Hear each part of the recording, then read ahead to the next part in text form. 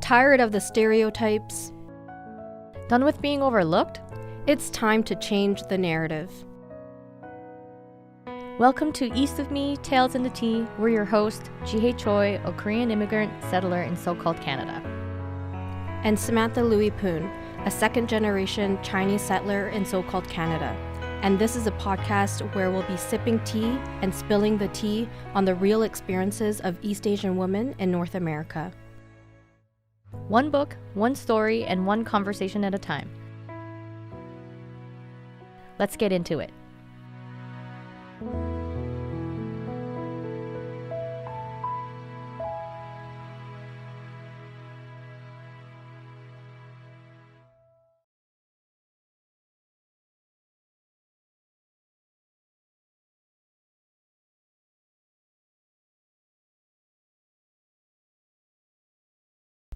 Okay, welcome back everybody. This is episode 7 of East of Me, Tales in the Tea.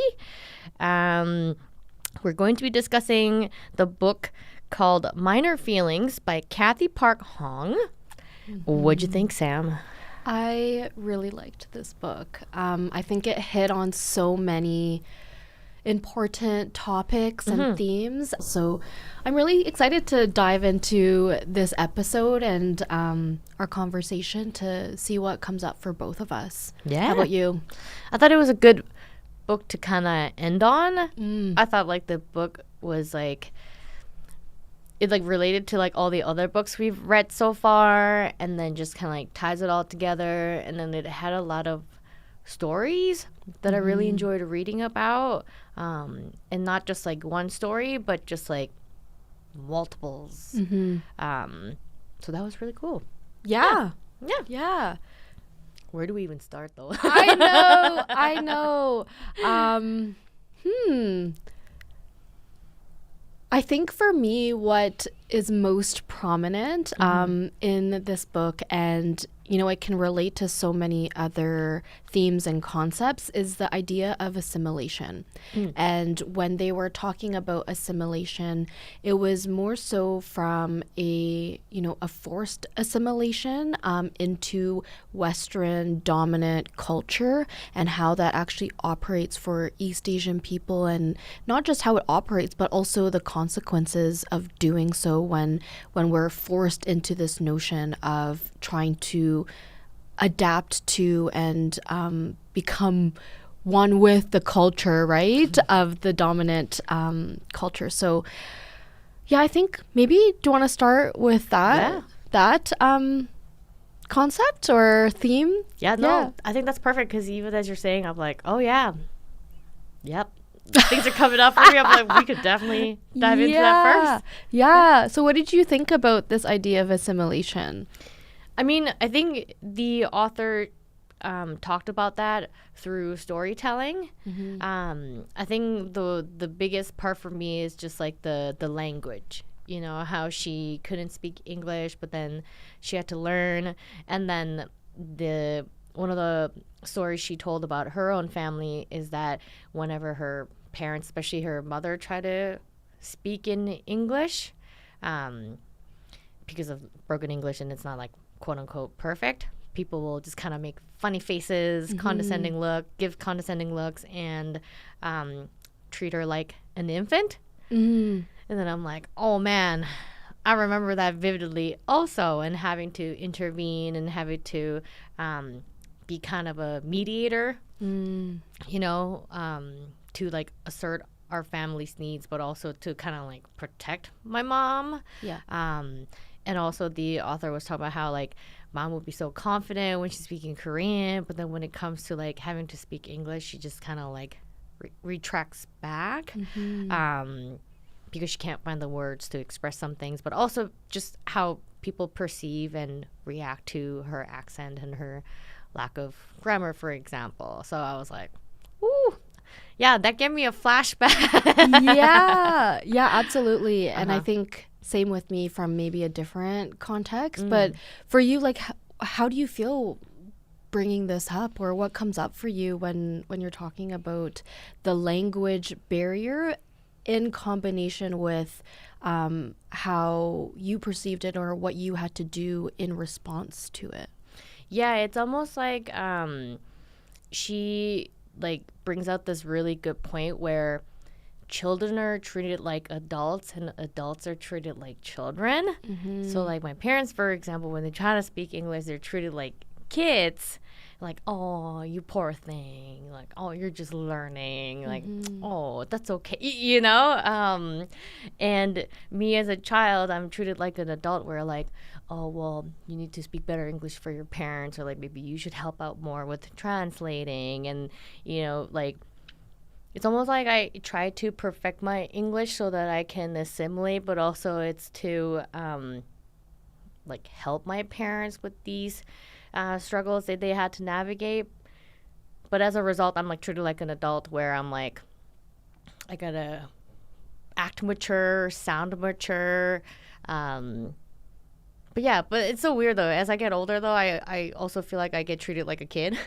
You know? And then you're just kind of like, oh, so this is kind of like what my parents were experiencing. And also like I speak English fine, but then like why do people still talk to me like, I'm like, oh, you know? I'm like, yeah.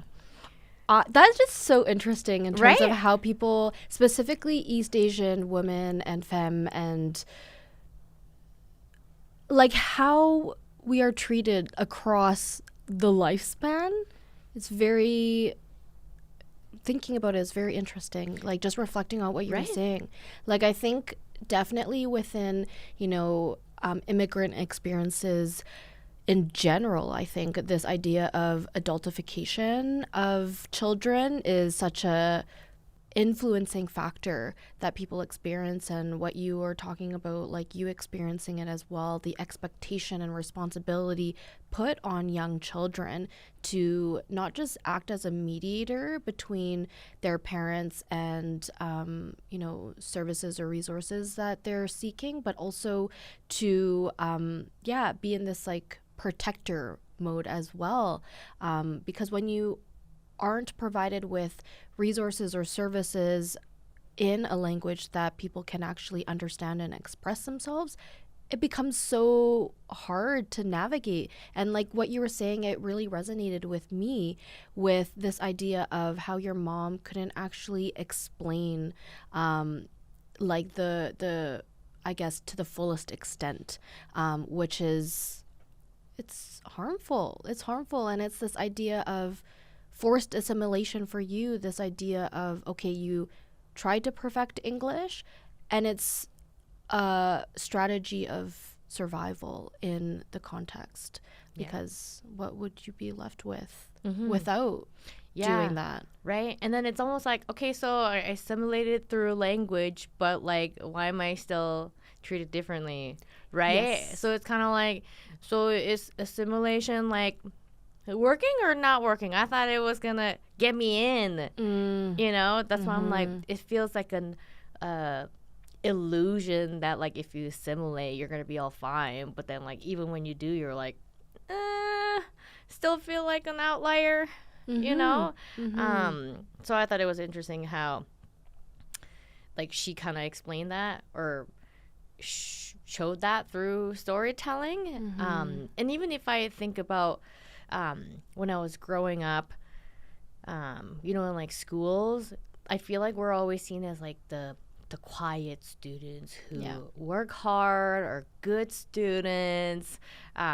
So like kind of being like treated as adults. You're like so mature, you grew up fast, blah, blah, blah. But then as we're adults and as professionals in our field, I don't really feel like people are treating me like adults sometimes. Like I feel like people often look at me like, oh, what do you know? You just need more experience. I'm like, didn't you say I had a lot of experience back then? Like, I don't get it.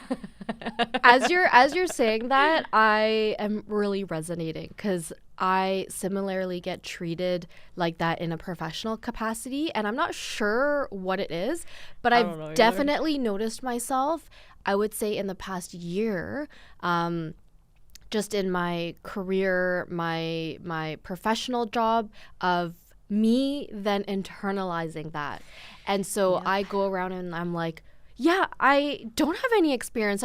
What do I have to offer being a professor? What do I have to offer? Like, I'm just this inexperienced young person. Like, but it's when I started to reflect on that and started to talk to a lot of, mentors and kind of critically reflect on how others were treating me in a professional environment. Yeah.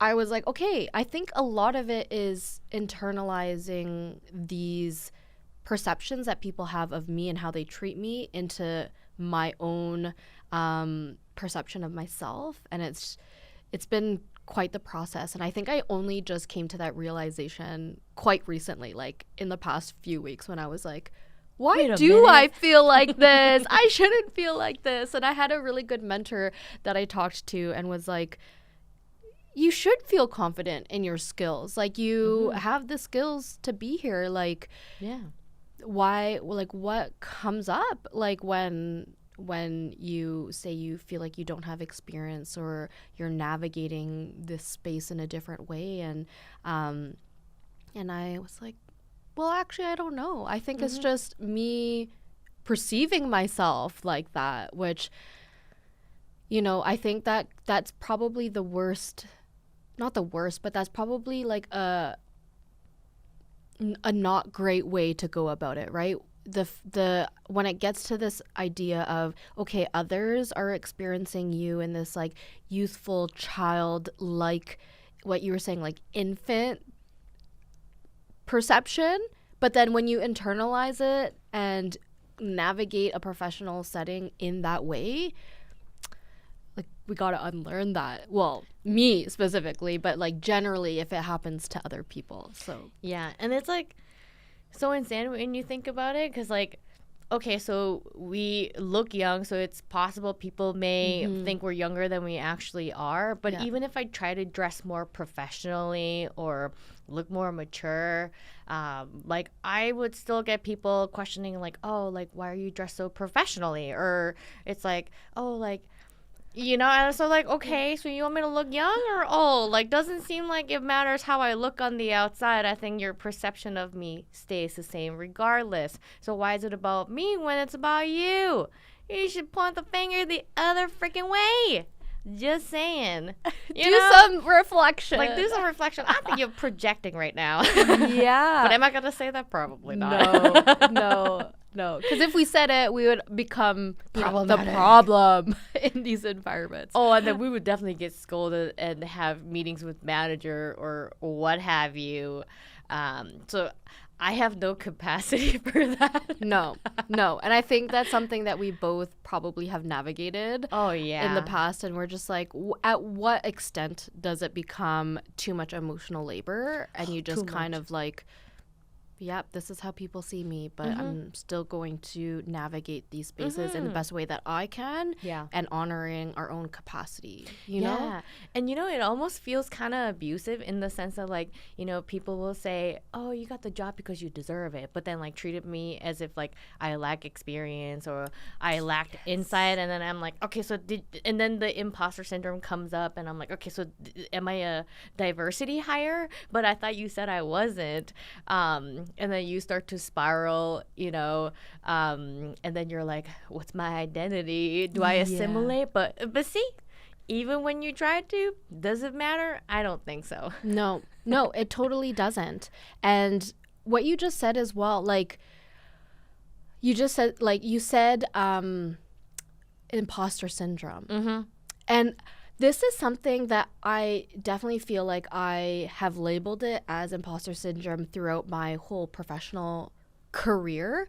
And then I've been starting to reflect on, like, because a lot of people have been saying, yeah, we have imposter syndrome in academia and doing, X, Y, and Z and, getting a PhD. And I've started to think about it. And I'm like, for us particularly, I wonder if it truly is imposter syndrome, or it's the combination of us having these valid responses, like emotionally, physiologically, like to external pressures that are outside of our control, Exactly. but us just trying to survive these systems. Yeah. And it's not that we like are having this imposter syndrome of like doubting our own capacity or capabilities and skills, because when I reflect on it, I'm like, okay, I actually do have the skills, but then the feeling of imposter syndrome I do align with. So I wonder if it's just like the very healthy response of minoritized and systemically marginalized people in these systems where we don't belong. Like, we never have belonged in these spaces. So it's I wonder, like, what word is that? Like, I have a word. you know? And I feel like I didn't fully explain what I meant by, like, if it feels abusive, in the sense that, like, it's like institutional gaslighting. That's, you know what I that's mean? what it is. It's yes. like, so like they're like, Yes. oh, but like you're so smart, you have lots to offer. But then like when it really comes down to it, they're like, oh, but we think we know more or we know better. And I'm like, okay. But then like if I ever to say I'm leaving or this doesn't fit with me, they're like, oh, but why? Or people realize that like, oh, like gee, I used to do so much, and I'm like, you only realize it after I left. Yeah. You know, so I'm just like, you've been gaslighting me this whole time, thinking that like I just had to fit the system better or do better. So like, yeah, it just feels like gaslighting. It almost feels abusive that like even though you were telling me all these negative messages when I choose to leave, they're like, oh, but like why? Like how come? Like, is it me? I don't think so, but It's not you. Let me provide you with that validation. Thank you. It thank is you. not you. But I really like that idea and term, and understanding it in an institutional gaslighting way. I'm gonna make a mental note of that.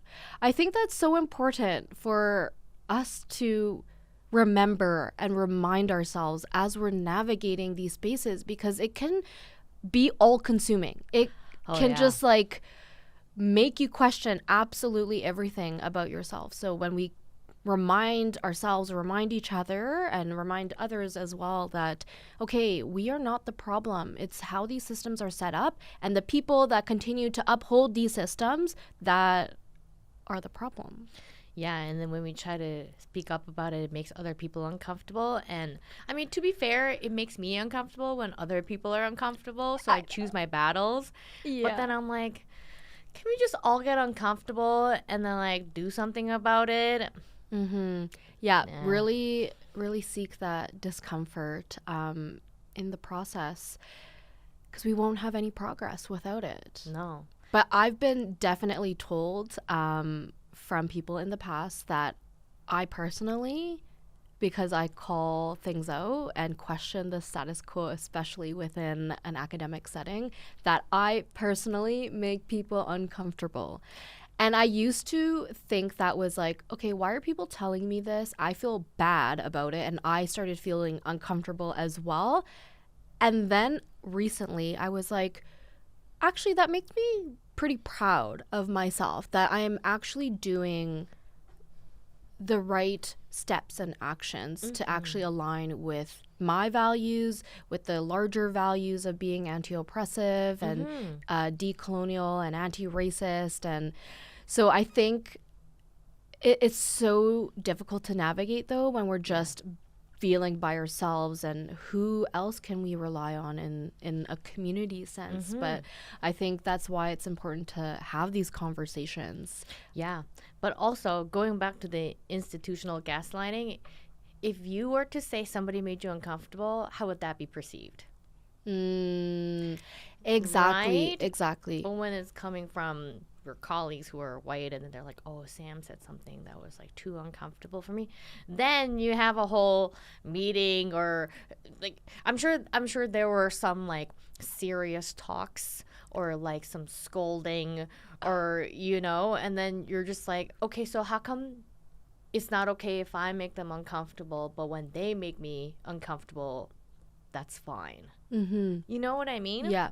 And I think it's also important, because that's happened to me so often, is defining and I think this is so important for people to understand, is defining what feels uncomfortable and what feels unsafe versus what actually is violent, what actually is unsafe. And it's not to say people's subjective experiences are not true. Everyone's own experiences are valid. They're true in their context. Yeah. And it's also important to understand when we protect a system of capitalist colonial mindsets, when people say they are uncomfortable, oftentimes it's like the feeling of that discomfort, which people should actually feel in order to, question the status quo, to question the dominant system. Yeah. And then, so that's often what we see when we make people uncomfortable. It's that feeling, but they should actually lean into that in order for them to be true allies and be in solidarity with racialized, minoritized people. But then when we say, yes, this is uncomfortable or it is unsafe, that is actually referring to the violent systems that uphold white supremacy, that uphold capitalism, colonial systems. And so I think that discernment between what actually is and what feels is so important, especially in these positions, because that can be misconstrued. And then when people start to use it more often, oh, this space is unsafe, let's make the space safer. What do we actually mean? Are we upholding and maintaining the status quo to make it safer for people? And for whom? And for whom? Exactly. So it's always going to be in these systems. Oftentimes it's always catering to whiteness rather than hearing our truths and hearing that these systems are violent, which make us uncomfortable. So when we voice it, it's coming from a different perspective. Oh, so you're saying when people make us feel uncomfortable, unsafe, we should start saying, I feel violated? We should. Ooh, we should. Can we cheers to that? Cheers. We're going to start telling people, you violated. Oh, okay, I feel violated. I feel violated. I feel violated. Or this is unsafe. Yeah, this is unsafe and violent. And violent. Yeah. Let's practice this. Starting today. Who am I going to practice with next? Or first? Let's keep each other accountable. We'll just have check-ins. I love it, though. When do we use these type of statements? But then I wonder what we can also do when we gently correct other people when they're maybe using it in a different way. Yeah, I mean, I've thought about this myself. Like, how can I, and then there's that idea of calling in versus calling out. Yeah. But I feel like sometimes, no matter how careful you are with how you say it or how you call people in, I feel like depending on the person you're talking to, the reaction might not be too different. I think for me, what I would value more is having some kind of faith that, like, whatever I say and how I say it would land with the other person, and then I hope that that person would reflect on it, and then just leave it at that. Because, like, if I try to control too much about how I approach it, then I think I get too wrapped up in it, and then I end up blaming myself, thinking, oh, well, I didn't do this right, or say this that way, or like, oh, maybe they were having a bad day, I guess should have, like, made sure I said at the right time at the right place, and then I'm like, oh God, I'm tired. It becomes too much, right? Yeah. So I'm like, I'm gonna do my best to say it as gently as possible and hope that the other person take it and reflect on it and then come back to me, and if they don't, I did my best. And maybe they don't deserve to be in my life, Yeah. And then leave it at that. Yeah.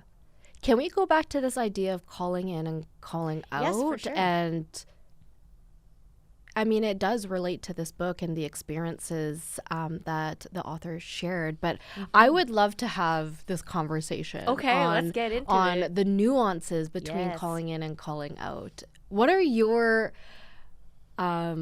perspectives on it? Like when to use calling in versus calling out? Is there kind of an avenue or path that you like to navigate? Because it's something that is, has been quite dominant in just social media and the culture. So let's talk about it specifically in the context of racism. Oh my God. Where do I even begin? Even as you're kind of bringing this up, what's coming up for me is this calling in and calling out. I honestly feel like it's for white people. Like, how can we do it so that like we hurt their feelings less? Because if we think about it, like, yes, we do have responsibility to each other in that, like, we would respect each other, value the other person, but like in terms of racism, like that has been breached. But then yet here I am still trying to uphold these values of respect and responsibility. I'm like, okay, well, I feel like I'm starting this calling in at a lower position and catering to someone who's already in like a higher position than me. So it just, to me, it feels unfair when there's like intersectionality at play. And then how am I supposed to keep my cool and say it in the best way possible when somebody has, violated me or made me feel violated?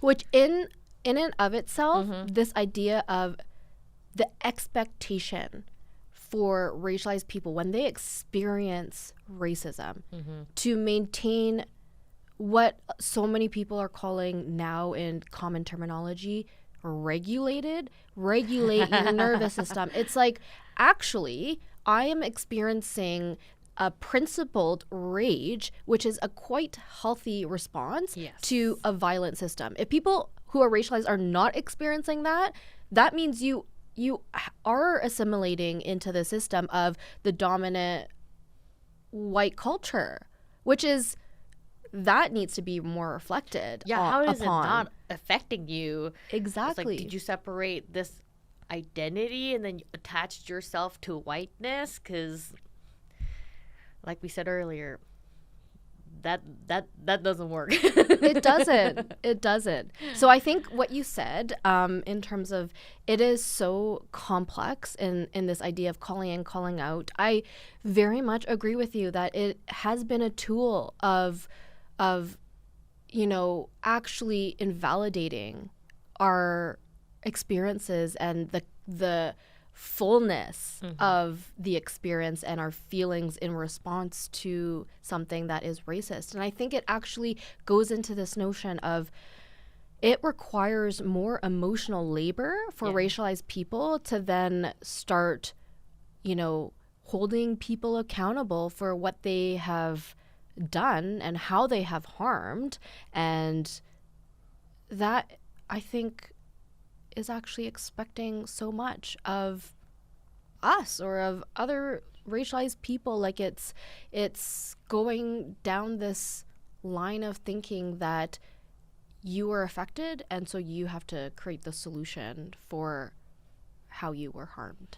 Yeah, it's very individualistic, right? And it's also pretty like capitalist to say that like, oh, like you're having this rage, you're so unregulated, go regulate it yourself so you can be like productive after. Like, if you think about it, it's pretty ridiculous. And to like put that on us when we were the ones being harmed, and to like individualize our experience as well when it's a collective experience. And then people are like, it's a community, it's an allyship. I'm like, okay, then why is it a me problem? Yeah. When it's everybody's problem. Yeah. So another example of institutional gaslighting is like, okay, but are you also going to provide me with my therapy bills, like money for the therapy bills, or supportive people to help me navigate this? No, I have to find that all by myself. And if I don't have the resources to, fund this or fund therapy or be in proximity to people that I can trust and receive support from, and etc., what am I left with? Like more shame, more guilt, more imposter syndrome. It's messy. It's a trap. It is a trap. And then no wonder we feel like a failure, right? Exactly. It all is related. It's all related. Can I share something that I not experienced but witnessed, I guess, in this idea of calling in, calling out, which I think it's important to understand. So as part of what I do on a day-to-day basis, I once went to kind of this workshop, and it was being held by another racialized person, and so it was specifically on the notion of calling in and calling out and when and how to do that. And they created like a bunch of scenarios, I guess, on how to call in and how to call out, and let's practice this process. And so I think when people are engaged in these type of anti-racism training per se, it's so important to have further contextualization of how to actually go about the process. Because when we start to create these trainings or start to ask people to engage in this, and we disseminate a lot of this information based off of what we think should be right, it actually can perpetuate violence, and people then internalize that and have that expectation of, oh, this is what anti-racism should be and this is how it should look like. And in this particular case, people were being walked through this notion that, especially in the healthcare setting, everyone should be calling out racism at every situation. And there was no room or space for a notion of contextualizing those situations. So and so it just made me wonder, and I wondered if other racialized people from that session would then be, leaving with this expectation of, I have the professional obligation to always call out racism when I experience it, when I see, a patient experience it, or my colleague, and the weight of responsibility must lie on me as an individual to put myself in a further position of violence and unsafety.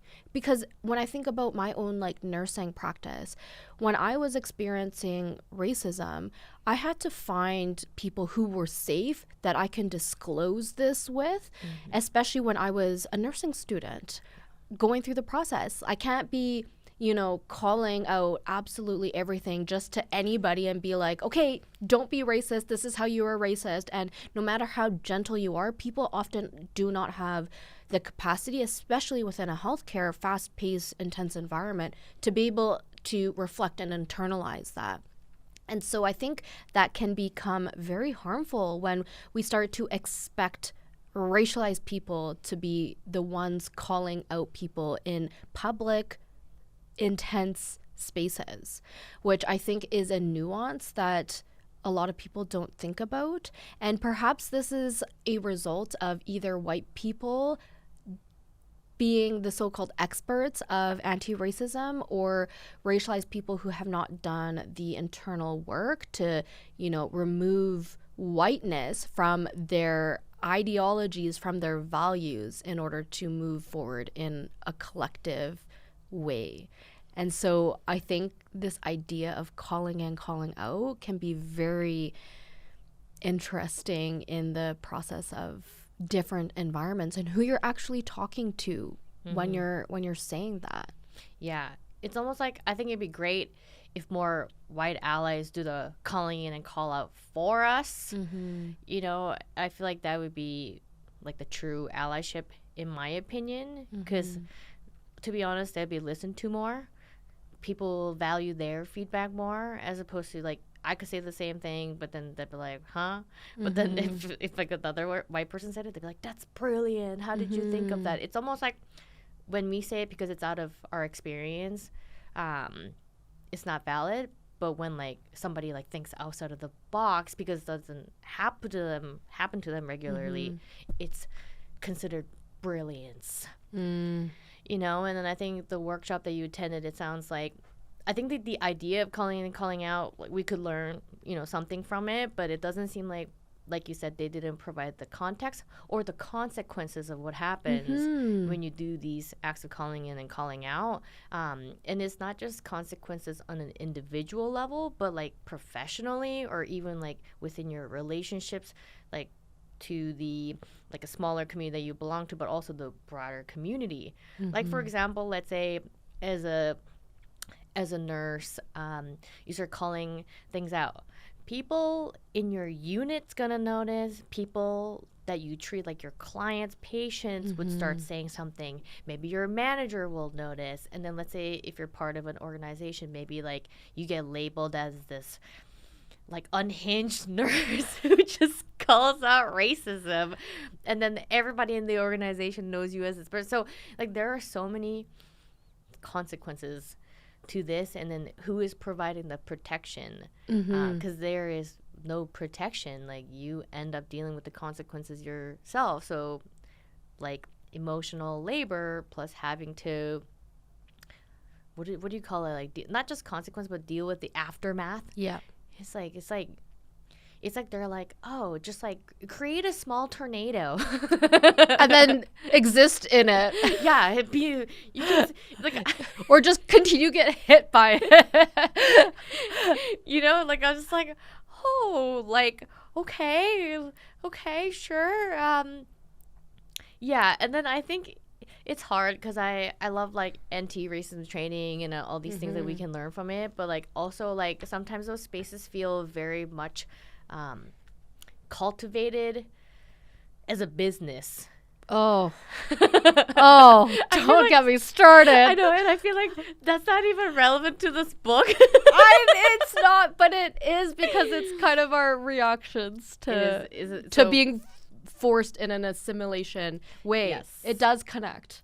I mean, to be fair, like the author talks about art in a similar way, how it's to like lift up voices or views and perspectives that are not represented, but then sometimes like when you do use them and they become mainstream, then there's this disconnection of like, oh no, did I rip off of somebody's work, or did I give enough credit? Like it's everything becomes commercialized, including anti-racism training. Yes. So where do we go from here?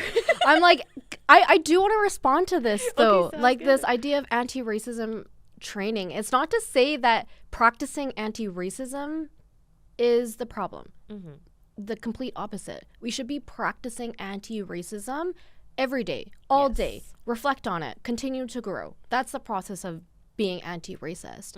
I think a lot of the times, and this is a result of capitalism, we have to then label something or a movement, and people want to capitalize off of these ancestral knowledges and wisdoms that we should all just be adopting within our own practices, within our own values, and then, like you said, commercializing it and then creating and scaling it up, what we say, you know, and creating money from that. Whether, like, it doesn't matter if it's white people doing it, racialized people doing it. It's the process of it. It's assimilating into the dominant system, which we have to start to reflect of what is the purpose of doing that? Is it to actually practice anti-racism and to spread and disseminate and mobilize these ideas and values, or is it to actually gain something from it? And I like think a check mark. Oh, like, and I think also I'm just going off about this. Keep going. I like this. Obviously, it's my area that I am engaged in every day. This notion of what is anti-racism. Something that I personally have struggled with on a very personal level, professional level, they're all intertwined, is when people start doing anti-racism training or they become the so-called experts in anti-racism. I do not like that word. I absolutely hate it, which is another long tangent on no one can be an expert. Aren't we all experts technically? Like, yeah. And how does someone get labeled as an expert? Yes. Through the colonial dominant system of like, okay, so you got more education, you have something behind your name, which you only got that because you had access and privilege to education. So now you are the so-called expert, and there can only ever be one expert because everything is elitist, and I also gotta pay for your expert knowledge. Yeah, and then it becomes something to be consumed and then to get certificates from. Yeah. Oh no, it's a perpetual cycle of people cannot. It's not people cannot, like people should not say that, and it gives me so many red flags because I'm around so many people that do this. Of as soon as someone calls themselves an anti-racism expert or whatever expert, I'm like, bye. Like, you clearly have not internalized. How do you be an anti-racism so-called expert and use that label of being an anti-racism expert? Yeah. The values don't align, and you clearly are not knowledgeable in it. Yeah. And you know, like the author Cathy talks about gift economy, you know, as opposed to like capitalist, materialistic, like, you know, society and economy. Like, if you truly are an like anti-racism expert, I would love for you to gift your knowledge. Yes. But then at the same time, I feel like that kind of knowledge should be compensated, especially when working with like specific groups or organizations that need to like do a whole revamp. Yes. But like at least amongst us, with other racialized people, I feel like I don't even know if it should be called a gift economy, but it was just more like we just share. It's just being in relation to one another. Exactly. There's no like buying and selling or no, like it's not something to own. No. No one should own that knowledge and then, you know, gatekeep who gets to know that knowledge and when and how, and it's only through this one so-called person. No, it's something to be shared. If you gain knowledge, share it. Like, share it between and be in relation with other people, and that's how you actually form community. Like, there's this idea of like gatekeeping knowledge within like racialized communities, because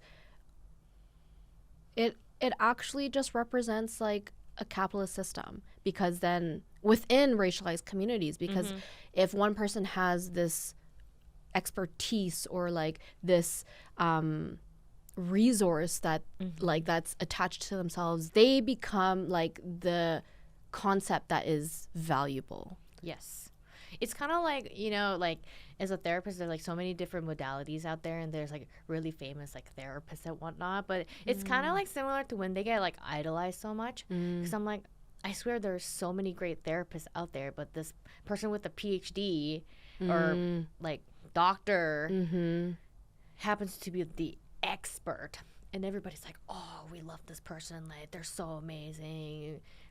Which I agree, but then I'm like, why is this person so idolized, and why is this person so rich doing all these talks and these conferences and workshops? Like, to me, it feels, I genuinely don't like that.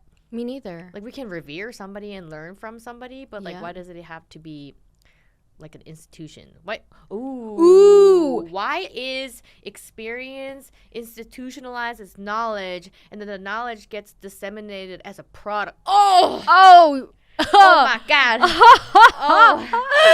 Did that make sense though? No, that does make sense. So yeah, we are not big fans of anti-racism training. No.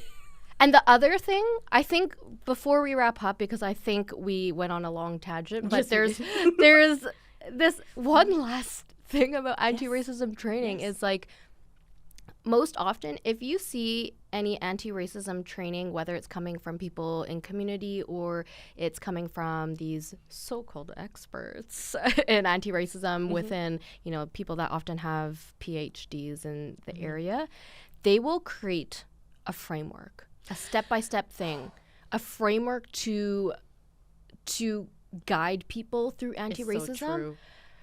But has like, and people just consume that like it's no tomorrow. Like I have seen, publications and these people that are just so well known, and all they've done is water down the experiences and make it and repackage it into a framework so it's nice and neat and palatable for the institution, for white folks who dominate the institution.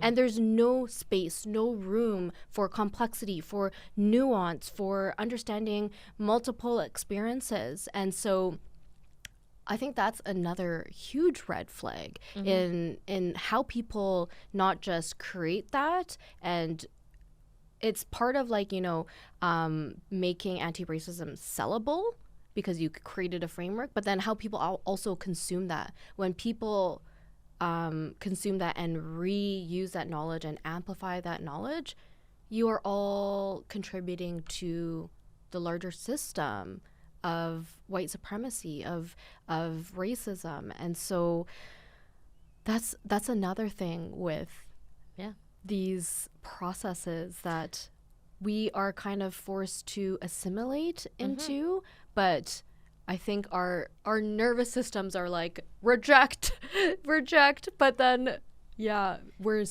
simultaneously viewed as, okay, you're this child, young, innocent person with no expertise. So we'll get onto the innocent part, but when you were just talking about this just now, like I was getting like almost like an image in my head where like, white people are like slurping anti-racism training, but then like if we were to slurp it, they'd be like, oh, slurping is gross. You know what I'm trying to, what I mean? Yes. I don't know why that came up for me, but it's like, yeah. The double standard. Yes.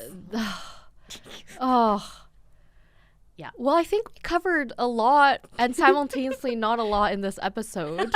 But let's wrap up this episode 7, and we'll get back into the concepts of innocence and the so-called, also being a compliant Asian woman, which came up in the book as well. So let's explore that in the next episode. Sounds great.